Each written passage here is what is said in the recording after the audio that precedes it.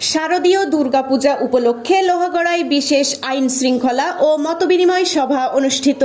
শরীফুজ্জামান, নড়াইল প্রতিনিধির ভিডিওচিত্রে বিস্তারিত। আসন্ন শারদীয় দুর্গাপূজা উদযাপন উপলক্ষে লোহাগড়ায় বিশেষ আইন শৃঙ্খলা ও মতবিনিময় সভা অনুষ্ঠিত হয়েছে। বৃহস্পতিবার 19 সেপ্টেম্বর সকাল 11টায় লোহাগড়া উপজেলা পরিষদের অডিটোরিয়ামে ভারপ্রাপ্ত উপজেলা নির্বাহী অফিসার ও সহকারী কমিশনার ভূমি মিঠুন মৈত্রের সভাপতিত্বে অনুষ্ঠিত মতবিনিময় সভায় প্রধান অতিথি হিসেবে বক্তব্য রাখেন নড়াইলের জেলা প্রশাসক শারমিন আক্তার জাহান।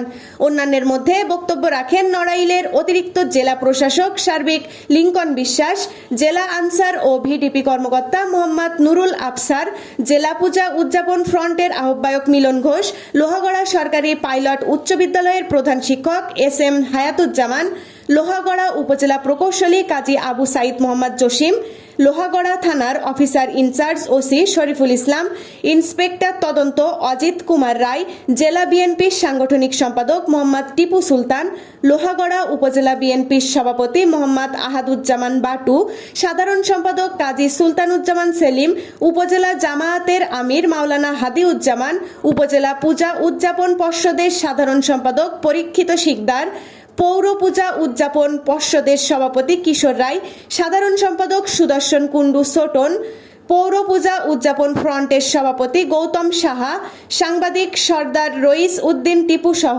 প্রমুখ। মতবিনিময় সভা শেষে প্রধান অতিথি লোহাগড়ার বিভিন্ন পূজা মণ্ডপে সরকারি অনুদানের ডিউ বিতরণ করেন। প্রসঙ্গত উল্লেখ্য যে এবছর লোহাগড়া পৌরসভায় 44টি পূজা মণ্ডপ সহ উপজেলার 12টি ইউনিয়নে 144টি পূজা মণ্ডপে শারদীয় দুর্গাপূজা অনুষ্ঠিত হবে।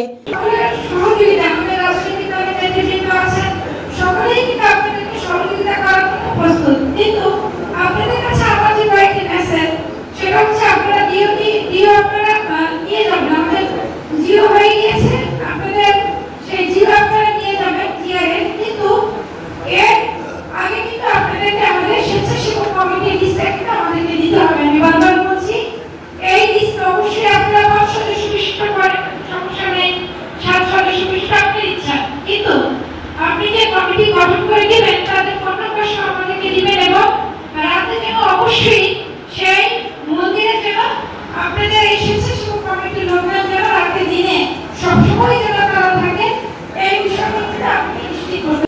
AB news desk report.